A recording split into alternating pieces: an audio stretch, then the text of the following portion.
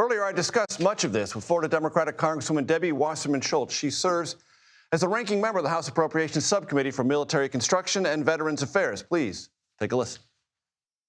Let me quote for you the White House Press Secretary Karoline Leavitt. He has the authority to kill them. That is what she said today in reference to any suspected drug boat occupant heading toward the United States. Your reaction?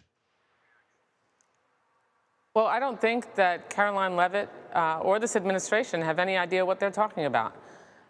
My understanding of a double tap strike is that that is not only of questionable legality, depending on the circumstances, but that in a wartime situation, which they have referenced this as, they've labeled these boats as enemy combatants, then, I mean, a double tap situation is a potential war crime and could result in serious prosecution. Major, this administration's policy towards Venezuela is completely inside out. I'm happy to talk with you about the myriad of ways, but this is a really dangerous order that, that they carried out. Not only are they killing people indiscriminately, which is something that Maduro does, not the United States, but now they've essentially, it seems like, violated the international law and the rules of war. So there are a couple of ways you as a legislator can get involved in this. The National Defense Authorization Act is pending. It's going to conference committee. There could be stipulations drafted in there. There's an appropriations bill for the military that could also have stipulations in there. Do you see that action coming in the next few days or weeks? I think it's essential that we use those tools available to us, Major, because look at what's going on here. Trump's policy towards Venezuela is so inside out that he is both declaring Maduro a terrorist while sending, by revoking TPS, 400,000 Venezuelans here in the United States into the arms of someone he declares a terrorist. He is striking what he calls drug boats in both the Caribbean Sea and the Pacific, while also giving a pardon to a former president of Honduras who was convicted of drug running 400 tons of cocaine, which actually does come from Venezuela. I mean, the inconsistency and the danger that, by the way, he's also coordinating with Maduro on deportation flights while unilaterally declaring, which he can't do, the Venezuelan airspace closed. He doesn't know what he's doing.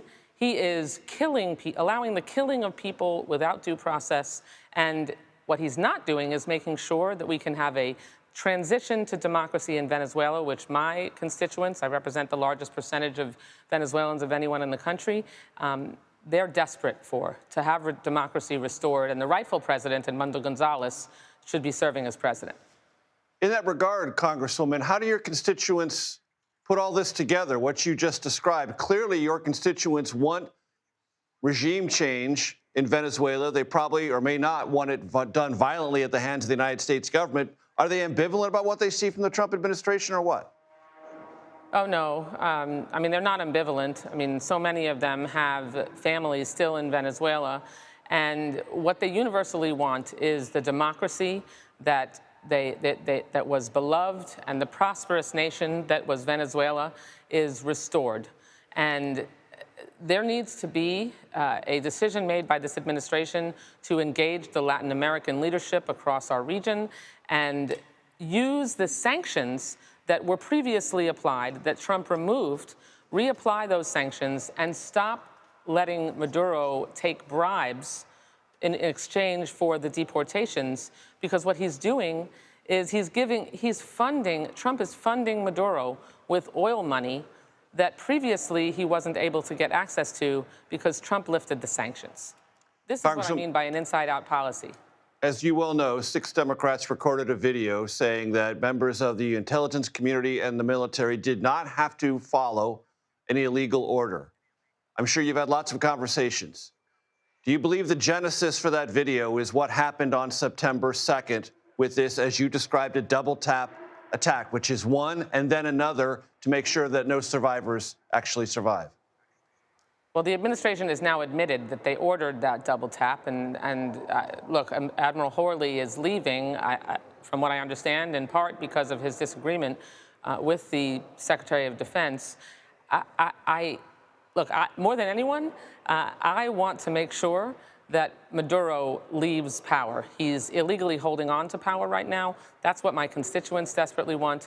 But we need consistent leadership out of the administration, and we certainly don't need a president who is threatening to engage us in war, is engaged in committing war crimes himself, potentially, and deporting thousands and thousands of Venezuelans, coordinated with Maduro, he's deemed a terrorist, back to Venezuela. My constituents deserve better. Venezuelans deserve a democracy, and we need leadership that comes together through the executive and legislative branch to do that. And Republicans in Congress need to stop just rolling over and allowing Trump to get away with all of this.